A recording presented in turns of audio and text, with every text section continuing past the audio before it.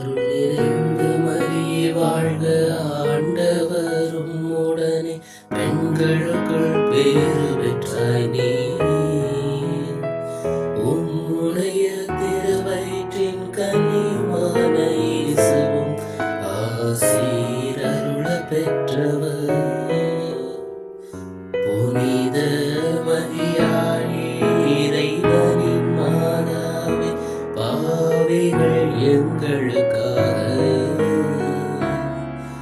இப்பொழுதும் எப்பொழுதும் எங்கள் மரண நேரத்திலும் மன்றாட வேண்டும் அம்மா.